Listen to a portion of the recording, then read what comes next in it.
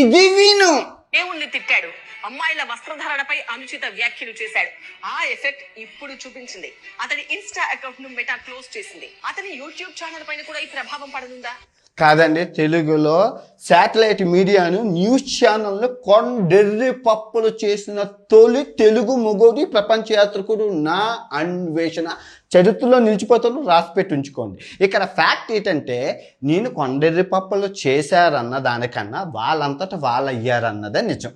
ఇప్పుడు ఇన్స్టాగ్రామ్ అకౌంట్లో డీయాక్టివేట్ అనే ఆప్షన్ ఉందా? ఎందుకు చేశాను అంటే నాకు ఒక 5,000 కుక్కలు ఉన్నాయి. ఆ కుక్కలు అరుస్తేనే ఈ సింహానికి మజా ఉంటుంది. నా ఆటగాన్ని కాబట్టి ఒక ఆట, నాదొక చిన్నపిల్లల మనస్తత్వం. చిన్నపిల్లల్లాగా నేను ఏదేదో ముక్కులో పొక్కు అంటాను, కంట్లో పూసి అంటాను. ఇన్స్టాగ్రామ్ నా ఏకలతో పోలుస్తాను. అయితే నేను కుక్కలకి బిస్కెట్లు వేస్తే ఆ కుక్క బిస్కెట్లు తినడానికి పెద్ద పెద్ద శాటిలైట్ ఛానళ్ళు, మీడియా ఛానళ్ళు వచ్చాయి. నవ్వుకున్నాను మంచం మీద కూర్చొని, ఒకటే నవ్వులు. ఇన్స్టాగ్రామ్లో యాక్టివేట్ డీయాక్టివేట్ బటన్ ఉందా, ఆప్షన్ ఉందా? మీరు చదువుకున్నారు కదా.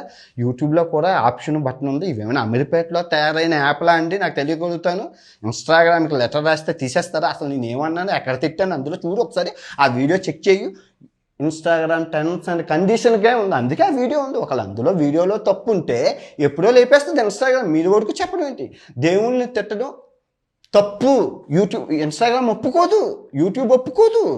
గైడ్లైన్స్, రిలీజియన్ని టచ్ చేయకూడదు. నేను ఎక్కడ తిట్టాను? తిట్టకపోయినా తిట్టారని క్రియేట్ చేశారు. సిగ్గు లజ్జ ఉండాలి. ఇదా కాదు.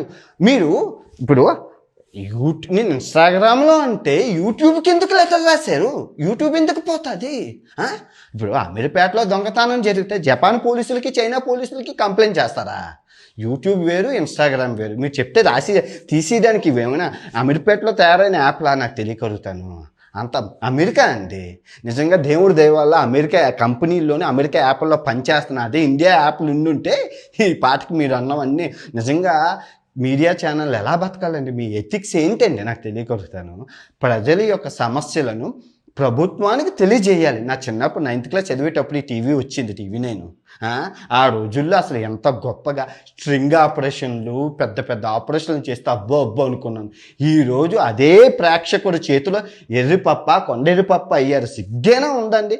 మంచి జర్నలిజం చేసే వాళ్ళని పీకి పారదొబ్బి. అయినా మీకు ప్రాబ్లం ఏంటండి? 130 దేశాలు తిరిగి 99 మంచి పనులు చేశాను. మీరు ఆ 99 మంచి పనులు ఎందుకు చూపించరు? ఎప్పుడూ నా మీద పడి ఆడడమే, ఏడుస్తూనే ఉంటారా? ఒక్కటైతే అనుకోవడానికి మొత్తం అందరూ శాటిలైట్ మీరే పెద్దోళ్ళు. మీరు స్టార్ట్ చేస్తే అందరూ స్టార్ట్ చేస్తారు. ఎందుకంటే నమ్మకం అలాంటిది. మీరు అంత తోపులని. ఇప్పుడు మీరు కొండేరు పప్పులు అయ్యారు కాబట్టి